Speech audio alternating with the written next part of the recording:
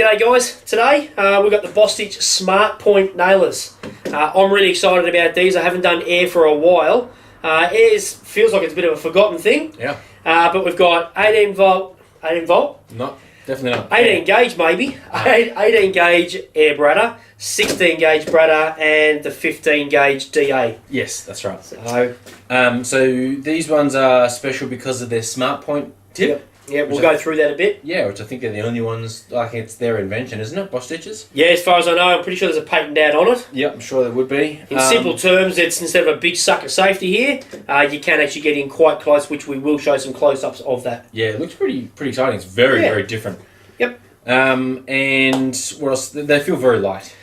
Really light, especially when we're all talking about cordless nailers. Yeah. You pick this thing up and go, crap, this thing is light. So we're going to see how that affects us throughout the testing process. All right, let's get into it. Catch you soon.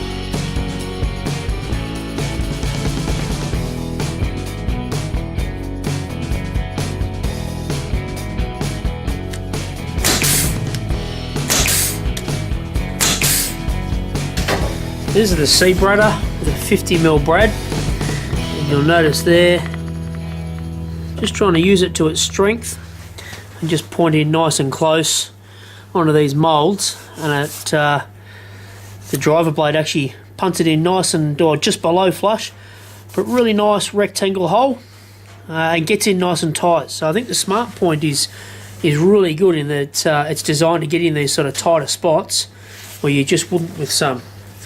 I think it does its job absolutely brilliantly. You can see there I can get right in that corner and it just punts it in beautifully.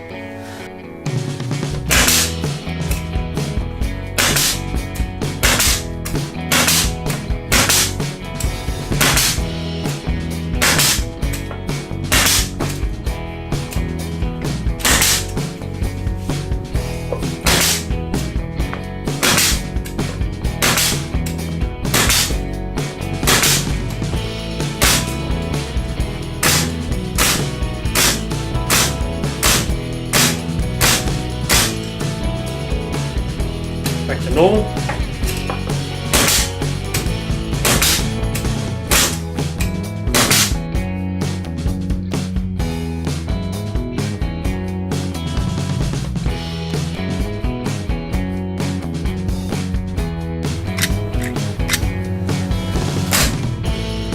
You'll see there how far the blade actually punts out. I've got all safety gear on, so I don't want anyone message. Just want you to sort of see, if I can get it in close enough, the blade actually punts out a fair bit past that orange safety. You'll see it there. If I let that off the safety, you won't be able to actually see it. It'll shoot its way back up. But that's important because you're going to expect it. There's a little bit of movement there. You're going to expect it, I think, your natural reaction is to actually have it coming right there. But there's a little bit of movement in this. You'll notice that. There's a little bit of movement up and down too, which is good. Look, it hasn't faltered yet. And I've actually been running these for be a couple of months now. I've been fiddling around lots of different jobs. I haven't faltered, but there's a bit of movement here and a bit of movement up and down. And that blade, I'll disconnect it, so guaranteed I can't have any mishaps. That blade actually shoots out right up the top here. So, just important to know, especially when you're doing the mouldings, that exactly where that pin comes out. Alrighty, so seriously, yibbity yibbita, these are stinking awesome. I use them most of the time. Dwayne's had a bit of a play around with them. Yeah. But the weight of them, honestly, like first of all, we're so used to cordless stuff now, and I'd forgotten how light air tools are. Yep. You're the brains of the operation. He's got all the weights and all that sort of stuff. So the little 18 gauge is only 1.4 kilos. Yep. So think impact driver with a slim battery. Yes. That sort of weight. Yeah, cool. Really tiny. Good That's comparison. the BT 1855, so up to 55 mil. Yep. On that guy. Yep. And the 18 gauge, I think we said that. Yep. And then you got 16 straight. Yep. What's the weight of that one? 1.9 kilos. That's nothing. So you're thinking a premium sized drill. Oh, yeah. Yep. And that's the FN 1664 SPA. Yep. So that's going to take up to 64 mil nails. Yep. And a couple of clips, guys. Like, you don't really worry about it with the 18 gauge, but this will hold 2 full clips of a few different brands. I think that's about standard with the Seabrader. Yep. A clip. We've then got the DA, the 15 gauge DA. Yep, which what is was 2.1 kilos. 2.1 kegs. That is light. Yeah, it is. Now, I'd love to try and work out what sort of effective weight there is, like with this, swinging it around and sort of up inside and reveals and stuff, versus a cordless gun. Yeah. But I still reckon this is going to feel so much better even with a lead hanging off it. It just depends how restrictive your lead is and how willing you are to move your compressor around, I think, at the end of the day. Yeah, okay. That's probably true. So this will obviously, D8 holds a strip. We don't really go down that track, so... Yeah. But anyway, very light guns, Yeah. very ergonomic, and they feel really nice. Yeah. The Smartpoint part we're talking about now, we're going to show you a close-up now while we talk about it. We don't have that big wire surround and the Nomar tip sort of thing. So Yeah. I do wonder with very soft materials how this hardened plastic sort of nose will react. I didn't notice any damage when I was using primed pine and MDF. It's still rounded over plastic. I think it's going to be fine. I think it will be, but a lot of guys have that sort of silicone or the softer rubber. Sure. But I didn't have an issue. I need to repeat that. So, Yeah. But this whole Smartpoint, it works really well when you've got different profiled mouldings. So your skirts and your arcs, that sort of thing.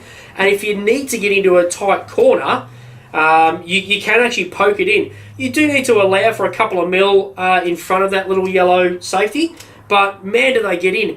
The other thing is they don't have a big depression before you shoot. And with your bump fire, you flick the bump fire around and it's literally just a tap. So if you're holding something quite small together, so you know a fixer's not necessarily going to need that sort of fragility, if you want to call that, or I don't know what I'm trying to say. Delicacy? Delicate, yeah. But for your C brudder and certainly for your 18 gauge brudder, you sometimes want to sort of hold something just in place and just tap it. With your bump fire and this, it's literally just a tap on the safety, and you've shot. Yeah, it's really nice because, you know, with a normal gun, there's almost movement in two directions. You know, you've got the heavy push in and then the kick back. Yep. These nailers, there's no push in to start with. No. And then the recoil, to me, felt quite reasonable. Absolutely, especially on your two smaller ones. Yeah. Almost non-existent, I'm going to say that. Yeah. With this one, you do get a bit of recoil. You would have seen the footage that with me, with using the bump fire, you get a bit more, but I also wasn't doing it in any controlled manner. I just want to make sure the bump fire runs again and again for different clips without faulting. And a couple of them stayed up, but again, I was just punching away. Yeah.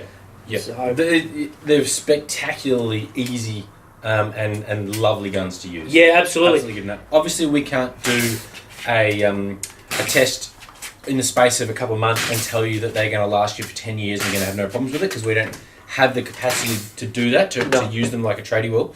But man, I'm excited about these guns. And there's stacks less to actually go wrong. So you need to choose your poison. We're not going to stand here and say air is the way to go, let's not do cordless. Yeah. If we do a cordless review, we're going to go, hey, does this cordless go and work well? Yes, because there's guys out here that don't carry compressors anymore.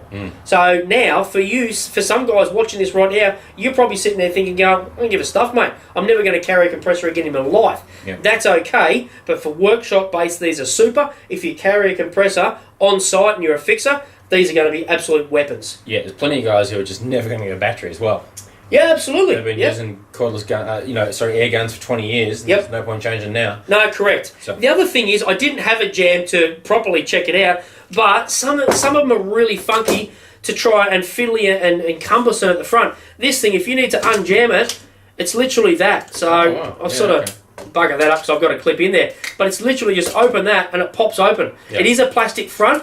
I don't know the actual make of the plastic. I'm no scientist, but it's literally just pop it down. That thing pops open. If you had a jam nail, flick it out, and then pop the thing back down. Yeah. So I buggered that because there was a clip in there. You shouldn't do that. Yeah. But really is quite simple, just to pop it open. So with air guns, there's so little amount of things to go wrong. You give it a bit of oil up the jacksie, and you're going to go for years. I can't remember if these say they're oilless or not. There's quite a few companies out there that'll say, look, our guns are oilless. Pretty sure they are oilless. Yeah, I personally, Bostitch might disagree with this, I personally don't run any nail gun that's oilless.